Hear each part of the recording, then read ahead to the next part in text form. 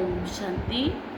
आज क्लास का टाइटल है शक्तियों का कैसे हम स्टॉप करें, क्योंकि व्यर्थ बातों का स्टॉप करना है और अपने अंदर छुपी हुई शक्तियों का मुझे स्टॉप करना है। क्योंकि समय आने पर जो हम स्टॉक जो की हैं शक्तियों का, वही मेरे काम आएंगी, वही मेरा साथ देंगी। तो हमें क्या करना है, जो शक्तियों का हमने व्यर्थ में यूज़ किया है, जिन शक्तियों का मेरे द्वारा लॉस हुआ है, तो उन शक्तियों को हम पुनः महसूस करके उन शक्तियों को फिर से हम अपने साथ उनको जोड़ना है, ताकि समय आने पर वो शक्तियाँ मेरे मददगार बने और उन शक्तियों से ही हम उन परिस्थितियों पर विजय पाएँ। क्लास में है कि जब विनाश काल में चारों ओर हाहाकार, चिंताओं के, दुखों के जब शब्द सुनाई दें, तो बाबा ने कहा उस समय आप श्रेष्ठ आत्माओं का पहला कर्तव्य है कि उन आत्माओं को शांति का दान, किसी को अर्थात शीतलता का दान करना है। क्योंकि वो आत्माओं की मुझ आत्मा से एक आस है कि ये मेरे हैं, इनसे मुझे कुछ मिले, कुछ प्राप्ति हो। तो उस समय उन्हें धन संपत्ति कुछ नहीं चाहिए। उस समय उनके अंदर एक आस है कि मेरे अशांत मन में, अशांत चित्त को कोई शांत कर दे, कोई एक अच्छा सा शब्द ऐसा बोल दे ताकि उनके हताश निराश जीवन में एक आशा की किरण आ जाए। तो पहला कर्तव्य है हम सब आत्माओं का इस संसार की भटकती, तड़पती, परेशान, दुखी, अशांत आत्माओं को शांति का दान देना है। उस समय हर एक को अलग अलग शक्ति की ज़रूरत होती है। जैसे कोई पेशेंट होता तो एक ही मरीज के पेशेंट नहीं होते, किसी को सर दर्द, किसी को पेट दर्द, किसी को जुकाम, तो किसी को बुखार, तो किसी को बुखार में भी टाइफाइड है, तो किसी को मलेरिया। तो उसी में बाबा ने कहा ऐसे ही हर तरीके की आत्माएं आएंगी, कोई एक ही नहीं आएगी कि मुझे शांति दो। किसी को सहन शक्ति की ज़रूरत होगी, तो किसी को सामना करने की ज़रूरत होगी, तो किसी को निर्णय करने की शक्ति की ज़रूरत होगी, तो किसी आत्मा को समेटने की शक्ति की ज़रूरत होगी। तो हम आप सबको जो योगी जन हैं, उनको उन सबका सहयोगी बनना है, ताकि उनका भी डूबा हुआ बेड़ा पार हो जाए, उनके भी जीवन में सुख और शांति आ जाए, उनके भी जीवन में हिम्मत का बल आ जाए, ताकि वो आत्माएं भी उन परिस्थितियों को फेस कर आगे बढ़ें, और आगे ही नहीं बढ़े बल्कि उन आत्माओं में एक जीवन जीने की, जीवन में कुछ करने की, और जो हो गया उन सब चीज़ों को भूलने की एक शक्ति आ जाए, एक बल मिल जाए, एक आशा की किरण जग जाए। तब जाके उन आत्माओं का कल्याण और उद्धार होगा। ये सब कार्य हम आप सबको मिलकर करना है, एक दूसरे को सहारा देना है।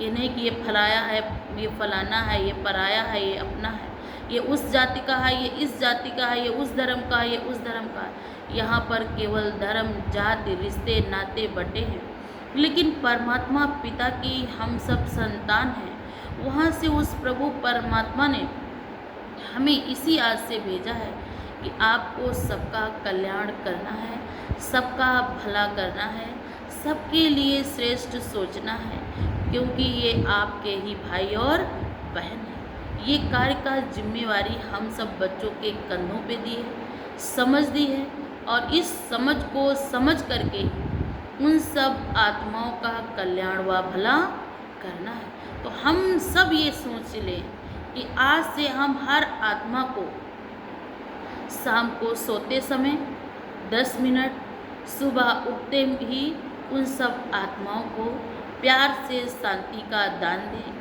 उस प्रभु परमात्मा से उन आत्माओं का संबंध जुड़वाएं कि ये आपका भी पिता है, आपके लिए इस धरा पर आया है, आप इनको जब याद करोगे तो आपके पास जो दुखों के बादल आए हैं वो बादल धीरे धीरे छट जाएंगे, क्योंकि परमात्मा ज्ञान सूर्य है। सूर्य के सामने ये बादल नहीं टिक सकते, क्योंकि सत्यता के सूर्य एक परमपिता परमात्मा है। तो दुख तो एक परछाया है, आया और गया। इन सब चीज़ों में उलझना नहीं है, परेशान नहीं होना, क्योंकि आपका पिता स्वयं सर्वशक्तिमान ज्ञान सूर्य परम पवित्र परमात्मा है ना। तो उस पवित्रता के सागर को जैसे ही मुझ आत्मा पास जाएंगे, निकट जाएंगे, तो उस आत्मा परमात्मा से हमें दिव्य शक्तियों की अनुभूति होना शुरू हो जाएगी। लेकिन उस परमात्मा को हमें यथार्थ रीत याद करना है, क्योंकि वो हम सब आत्माओं का पिता परमात्मा है ना। इसलिए हमें उन आत्माओं का क्या करना है, परमात्मा से संबंध जुड़ाना है, और साथ साथ उस प्रभु परमात्मा से सबके लिए दुआ करो, अपने लिए भी दुआ करो, जिस परिवार में रह रहे हैं उस परिवार के लिए भी दुआ करो, और धन्यवाद दो अपने उस माँ बाप को जिन्होंने मुझे इस जीवन में जीवन दान दिया है।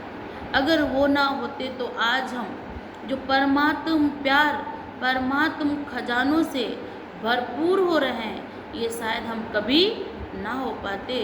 तो उनका भी मुझ आत्मा की तरफ से कोटि कोटि धन्यवाद है। इमर्ज करो उन प्रथम जिन्होंने मुझे इस ज्ञान में सिखाया, समझाया, बढ़ाया। संसार में भी गुरुओं का कितना मान होता है, और उन गुरुओं ने तो मुझे परम सतगुरु से मिलाया। तो उनका भी मुझ आत्मा की तरफ से बहुत बहुत धन्यवाद करो। सबका धन्यवाद करते रहो, तो आपका भी सब आत्माओं की दुआएं मिलेंगी। जब आपको दुआएं मिलेंगी तो आपके साथ भी सब कुछ अच्छा होगा, भला होगा, शुभ होगा और मंगल होगा, क्योंकि उनकी दुआएं अप्रत्यक्ष रूप से आपके साथ होंगी। तो ठीक इसी प्रकार हम सब आत्माएं एक संकल्प लें कि कोई भी दुख हो, अपनी बात हो, किसी की भी बात हो, किसी को ना बताकर अपने उस प्रभु परमात्मा को बताएं, उससे अपनी दिल की बातें करें, क्योंकि वो दिलाराम है। वो मेरे दिल की एक एक बात को सुनता है। अगर हम किसी को बाहर बताएंगे तो उससे हमारा और ही, बाबा ने कहा, चढ़ती कला के बजाय हमारी उतरती कला होगी, हमारी उन्नति के बजाय हमारी गिरती कला होगी। क्योंकि बातें क्या हैं, एक से दूसरे तक जाती हैं, क्योंकि बातों का काम ही इधर उधर जाना, इधर उधर फैलना। तो हमें अपनी बातें किसी तक ना पहुंचा के हमें उस परमात्मा को ही बतानी है, क्योंकि वही मुझे दिल को आराम देने वाला है। उन बातों का, उन समस्याओं का समाधान करने वाला एक परमपिता परमात्मा है। तो आज से हम आप यही संकल्प लें, ये अपने मन की बात, किसी की भी बात जो मुझे अच्छी नहीं लगी है या मेरे दिल को बहुत हर्ट कर रही है, मेरे दिल में बहुत दर्द पैदा है उन सब बातों से, किसी को ना बताकर उस प्रभु परमात्मा को बताएं, ताकि वो मेरी दिल की एक एक धड़कन को सुनता है। मेरे दिल के अंदर दिलाराम मेरे पास में रहता है। जब हम ऐसी श्रेष्ठ चिंतन के साथ उस परमात्मा से हम सब बातें करेंगे तो परमात्मा हमारे सब दुख दूर कर देगा, और साथ साथ परमात्मा हमसे दूर भी नहीं जाएगा, वो मेरे दिल के पास ही रहेगा। इसीलिए तो हम उसको प्यार से दिलाराम भी कहते हैं, क्योंकि जब हम उसको याद करते हैं तो चित्त को चैन मिलता है, दिल को आराम मिलता है, और साथ साथ मन को बड़ा सुकून मिलता है। तो आज क्या बाबा ने कहा, किसी को सहन करने की आवश्यकता है तो किसी को समेटने की शक्ति की आवश्यकता है, किसी को निर्णय करने की आवश्यकता है तो किसी को मुक्ति पाने की आवश्यकता है। बहुत चिंतित हैं, बहुत परेशान हैं, बहुत कई सालों से रोगों से पीड़ित हैं, असाध्य रोग उनके साथ जुड़े, तो उनको क्या चाहिए, हर कोई दुआ कर रहा कि प्रभु अब इनको उठा लो, क्योंकि ये जीवन अब ये जीवन इनके लिए नहीं है, बड़ा दुखमय है, बड़ा कष्टमय है, बड़ी पीड़ा है। तो उन सब आत्माओं के लिए आप ऐसी योग की शक्ति दो ताकि उन आत्माओं को मुक्ति मिल जाए और वो आत्माएं अपने ठिकाने पे आ जाएं। फिर बाबा ने कहा कि भिन्न भिन्न शक्तियों की उन आत्माओं को उस समय आवश्यकता होती है, तो 1 सेकंड में उनका परिचय उनके बाप से कराएं। बाप का पिता, इसको जब आप याद करोगे तो ये पिता ही आपकी गति सदगति करने वाला है, क्योंकि वो दाता है ना। तो आप दाता के बच्चे हो। दाता के बच्चे कभी रोते नहीं, कभी परेशान नहीं होते, खुद को ख़त्म नहीं करते हैं, बल्कि परमात्मा को याद करके बलहीन आत्माओं को परमात्मा बलवान बना के जीवन दान देता है। तो आप सब आत्माएं उस, कहते हैं कि परमात्मा जिसके पास अथाह शक्ति है, तो अथाह शक्ति के सागर की संतान भला छोटी छोटी बात में परेशान हो सकती है क्या?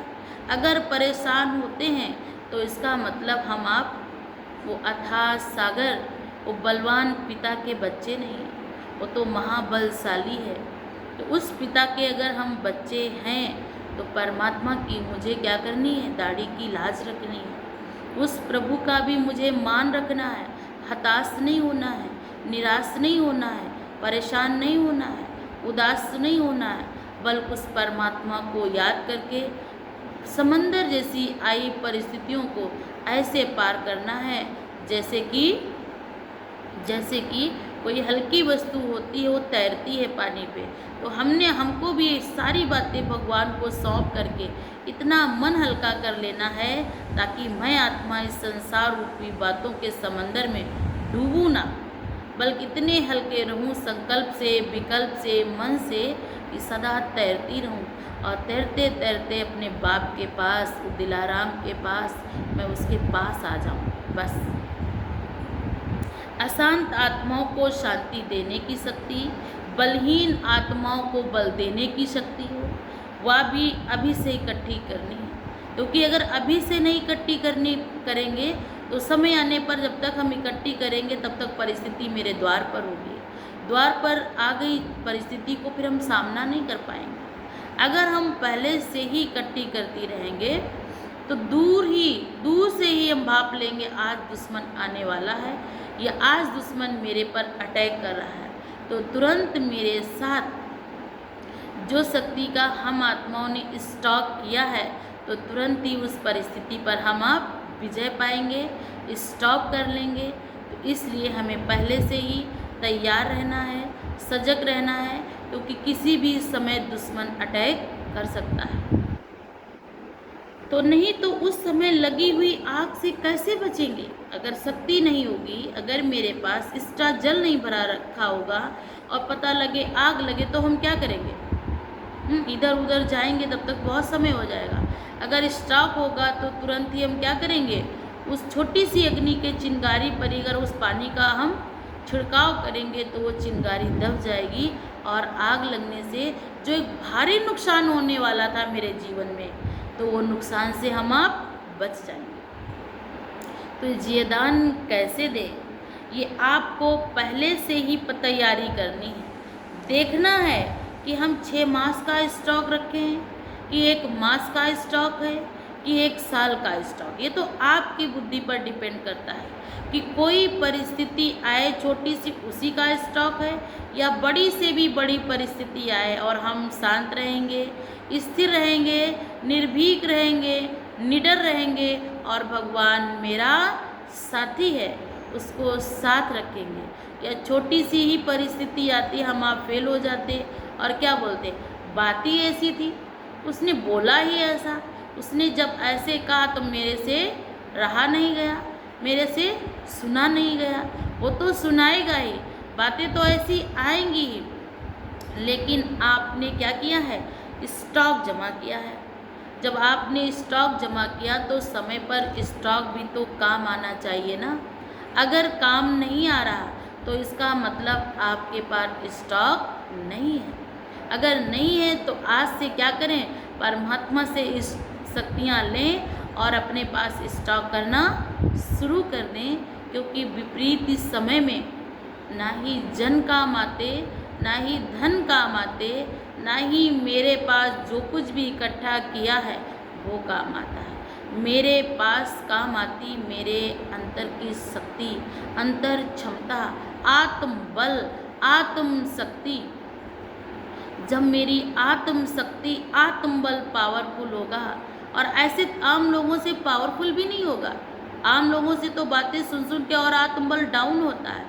आत्म बल बढ़ेगा परमात्म शक्तियों से, प्रभु मिलन से, उस प्रभु प्राप्तियां जो मुझे इस समय परमात्मा करा रहा, उन प्राप्तियों को जब हम अपने साथ जोड़ेंगे, तब मुझ आत्मा में एक नया बल आएगा। अन्य लोगों को भी जीवन दान मिलेगा, अन्य लोगों को भी मेरा निर्णय, उनकी आत्मा को, उनके जीवन को, आई हुई जितनी भी मेरे साथ की आत्माएं, उनको भी बहुत संतुष्टि मिलेगी, और साथ साथ खुद को भी मुझे संतुष्टि मिलेगी। तो आज परमात्मा ने कहा कि नहीं तो उस समय लगी हुई आग से बच नहीं पाएंगे। इस समय संसार में दुखों के पहाड़ गिर रहे हैं। उन पहाड़ों से दबे हुए मनुष्य केवल एक ही कार्य कर रहे हैं, या तो मरो या मारो, क्योंकि उनके जीवन में वो मूल्य, वो शक्तियाँ, उस परमात्म प्यार का अनुभव नहीं किया है। इसीलिए वो अपने आप को सीधे यही आता है कि ख़त्म कर दो। ऐसा नहीं करना, ये जीवन बड़ा अनमोल है। इसको बहुत अच्छी तरीके से, श्रेष्ठ तरीके से भगवान ने प्यार से मुझे दिया है, तो इसको मुझे बहुत वैसे ही केयरफुल होकर इस जीवन को जीना है। जीना भी है, वो भी बेहतर जीना है, क्योंकि मेरे साथ परमात्मा का प्यार है, भगवान का वरद हस्त है।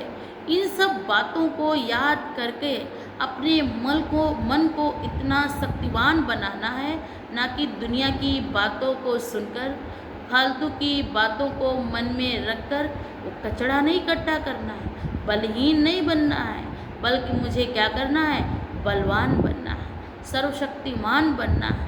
तो मुझे सर्वशक्तिमान बाप की बातों को सुनना होगा ना।